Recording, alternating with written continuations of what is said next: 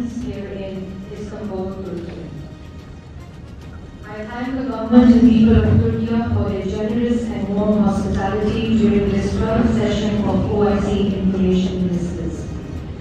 Pakistan believes that the significance of OIC's efforts in combating disinformation in the post-truth era cannot be overemphasized. We reiterate our commitment to the principles and goals enshrined in the OIC 2025 Program of Action on Media and Public Diplomacy. We are also committed to playing our critical role in ensuring capacity building and sharing of best practices within OIC member states. Excellencies, I would like to draw your attention to some of the major challenges faced by OIC member states and the role of media in addressing these challenges. Climate change is the biggest generational issue of our time. Recently, my country, Pakistan, has faced catastrophic and unprecedented climate-induced floods, causing massive loss of life, property, and livelihood. With over 1/3 of Pakistan's land underwater, more than 33 million people affected, over 1 million homes damaged, and over 500,000 people forced to move to relief camps. Climate-induced floods have resulted in losses estimated at $40 billion US. With the Prime Minister of Pakistan leading from the front, the government of Pakistan has undertaken extensive operations for relief, recovery, and rehabilitation in the flood-affected areas. We are grateful to the international community, in particular OIC countries, for their invaluable contributions to the flood relief efforts. I would like to especially highlight extensive and multi-pronged assistance given by the Republic of Turkey under the President Erdogan's leadership. The catastrophic floods in Pakistan are a perfect example of the climate injustice many countries face today. Many member states of OIC like Pakistan and Nigeria recently are amongst the most climate vulnerable countries in the world, even though our carbon emissions are negligible.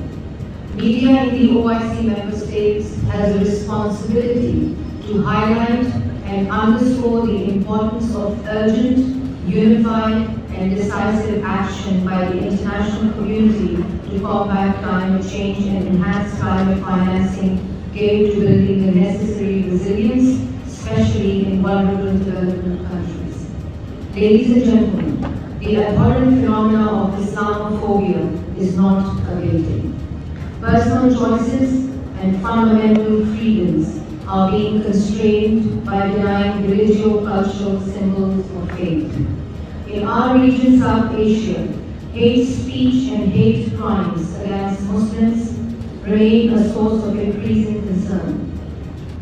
Despite our efforts to the contrary, there has been a constant rise manifested in mob lynching, pre-planned communal riots, and negative portrayal in electronic and social media in India. We must intensify our efforts to combat Islamophobia.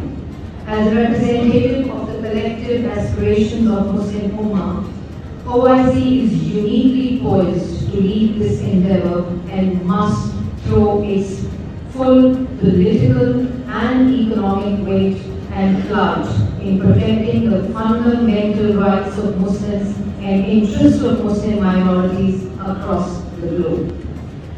In this respect, let me put forward a few observations and recommendations. Information colonialism has to be fought, and a new independent information regime has to be established. It is the deliberate use of instruments of information control that define perceptions about Islam and Muslims. Many Muslim countries now have independent media which has made inroads into people's mind about stereotyped image of Islam. But more needs to be done in terms of creating information synergies among the Muslim states. The Muslim states also have to look within and tackle those currents and trends at home that feed misperceptions about Islam and the Muslim societies. More democracy, more public participation, more inclusivity, and focus on freedom of speech that is culturally sensitive and internationally projectable should be our goal to tackle the motivated misrepresentation. We must fight fake news with real news, fight bots with real people's aspirations, and fight trolls with genuine polls. Laws are needed to identify and prosecute promoters of hate and deception. However, we must continue to uphold basic freedoms. We must capitalize on the momentum generated by the adoption of UN General Assembly resolution designating 15th March as International Day to Combat Islamophobia.